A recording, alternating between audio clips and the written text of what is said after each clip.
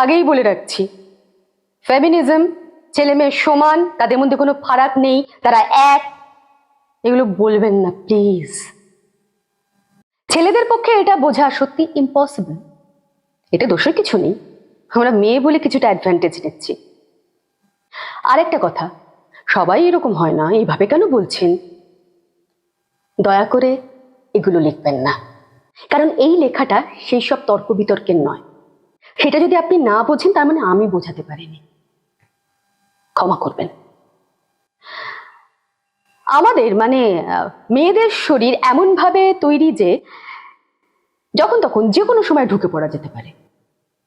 আজকে মুড ভালো আছে কিংবা মুড ভালো নেই, আজ রোদ উঠেছে কিংবা ওঠেনি, আজকে জমি নিয়ে পাশের বাড়ির জেঠুর সাথে একচোট হয়েছে কিংবা হয়নি, যে কোনো সময়ে আমাদের শরীর গ্রিন সিগন্যাল নিয়ে রেডি।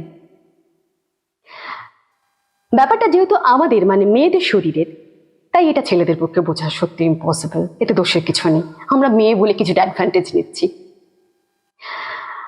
আমাদের মানে মেয়েদের শরীরটা অনেকটা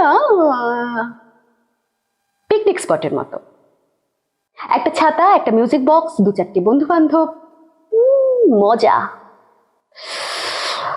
ইয়ো ইয়ো বাদশার গান চালিয়ে ব্যাডমিন্টন কিংবা ফ্লাইং ডিস্ক কিংবা ক্রিকেট, উইকেট আনতে ভুলে গেলে কোনো চাপ নেই, আমাদের শিরদাঁড়া দিয়ে ভালো উইকেট বানানো যায়, ভেঙে বসিয়ে নিলেই হয়। একটা ছোট ফ্রেন্ডলি ম্যাচ হয়ে যেতে পারে। যেহেতু ব্যাপারটা আমাদের মানে মেয়েদের শরীরের, তাই এটা ছেলেদের পক্ষে বোঝা সত্যি ইম্পসিবল। এতে ওদের দোষের কিছু নেই, আমরা মেয়ে বলে কিছুটা অ্যাডভান্টেজ নিচ্ছি। আমাদের মানে মেয়েদের শরীরটা অনেকটা ফুড কোর্টের মতো, কত রকমের কুইজিন এক ছাদের তলায়। বুকের কাছটা কাবাবের স্টল, রেশমি বা মালাই একেবারে হাতে গরম। শিক কাবাব ট্রাই করতে হলে পেট থেকে নিচে নামতে হবে, সেখানে আনলিমিটেড বুফে, সময় নিয়ে ধীরে সুস্থে খান, তারা নেই।